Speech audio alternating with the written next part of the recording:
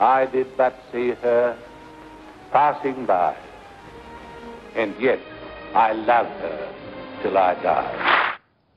We love it, don't we? The immortal words of Sir Robert Menzies to the young Queen back in 1963. This is Meet the Press. A love affair with the Queen resumes this week as Her Majesty arrives for her 16th visit to our shores, and one of her most loyal subjects is Professor David Flint, National Convener of Australians for Constitutional Monarchy. Good morning, Professor Flint. Good morning, Hugh. One of the remarkable things, which I wasn't aware of, is that she is the only reigning monarch ever to, this is her 16th visit, but she's actually the only one ever who came here during the time that she was reigning. So the association goes back a long way, and she's the one who's really kept it more real and personal than any other monarch in the system. Yes, of course, travel is much more easy these days. The previous ones came as heirs, never as king. True enough. There was a plan to bring her father here, but he got sick. Professor Flint, notwithstanding the renewed popularity for the royal family in Australia, how long do you think the current constitutional arrangement can be maintained or sustained? Isn't it inevitable that one day Australia will become a republic, whether it's decades or even 100 years, 200 years? It's an inevitability, isn't it? Well, we're already a republic. We're a crowned republic. But there's no need to change the crown. The Australian crown works very well. There are other aspects of the constitutional system that don't work very well. Freedom of political speech, for example, the way that power is concentrated in Canberra, the disempowerment of the people between elections. These are much more serious issues. The one that's working is the Crown. But isn't it inevitable, considering generational change? I mean, do you expect that generations to come will still maintain a support for the current arrangements? Monarchy renews itself, as we've seen with William and Kate, but in addition, I think Australians are very sensible political and constitutional people. They won't change something which works and works very well. While we have a federation, while it's a Westminster federation, we need an institution which is above politics. That is the Australian Crown. It's completely Australianised and it works very well. Can I ask you about the plan that's now been put that females would succeed later males in the royal family as successors to the throne? Do you agree with that plan? I personally support that. I think the best sovereigns that we've ever had, Elizabeth I, Victoria and Elizabeth II, have all been women. There's no reason why women shouldn't be the first to succeed.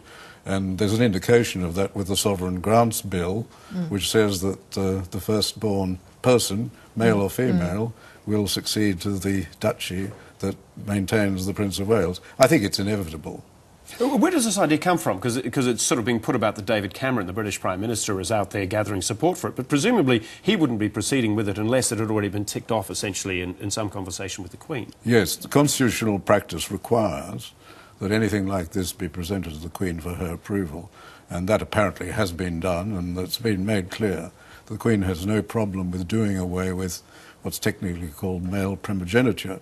The other thing is people in the line of succession marrying Catholics. The next step would be to allow Catholics.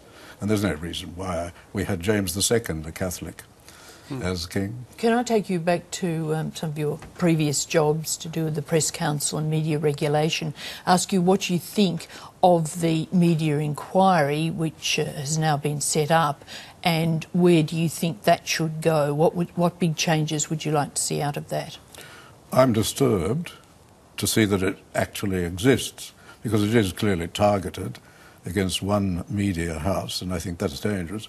But also, they're going into areas which have nothing to do with them. Jacobson famously said relations between the press and the government are deteriorating. They're deteriorating further, and on no account must they be allowed to improve. It is essential in a democracy that relations between the media and government be hostile. If you don't have that, then obviously the media are not doing their job. What are the areas that are particularly worrying you? Well, firstly, in relation to what happened concerning the alleged defamation of the Prime Minister, I was concerned that that didn't just lead to an action, that it led effectively to 3 journalists being either disciplined or threatened with discipline. We've got Michael Smith, who was dismissed from Station 2UE, and I assume it was over that. Then, of course, we also have the Racial Discrimination Act. We have this ridiculous provision, which the Press Council is opposed to, which allows you to take action if you subjectively are insulted. Now, I've been called on a Republican site, I've been called a permit-hand, Indonesian-born blow-in. Now, what should I do about that? I'm not going to be such a wimp, such a person against freedom of speech, that I go off to some bureaucratic body and say, please do something about it. Well, you don't go to a bureaucratic body, you go to the court. Oh, well, even then, I wouldn't bother going to court. I think this is dealt with best in the marketplace of ideas. If you go into the kitchen, if you don't like to going into the kitchen, you don't go there. If you don't like public affairs, get out of it. So was the Bolt decision, sorry Michelle, was the Bolt decision an impediment on free speech in your view? Without doubt, without doubt. And I'll be surprised if when it reaches the High Court they don't say this breaches the implied freedom of political speech which we have found in the Constitution. If they don't say that, the implied freedom is not worth much money. So that you would say this legislation should be repealed? Oh, without doubt, without doubt. I can see that we shouldn't be a racist when we speak, but this is an area where you've got to allow debate, you've got to allow robust debate, and if you don't allow that, we don't have freedom of speech. This whole notion of a media inquiry was born out of some things that happened in the UK that have no relevance to journalism or media in Australia. Would you see it as just a witch hunt by a deeply unpopular government trying to find another excuse for their problems? That, I think, is the unfortunate side of it. It's most unfortunate, and they shouldn't be doing it. OK, Professor David Flint, great to have you here, particularly on the week that the Queen is arriving. Thank you very much for joining us. Thanks also to our panel, Michelle Grattan and Simon Benson. A transcript and a replay of the programme will be on our website, also on our Facebook page. So till next week, bye-bye.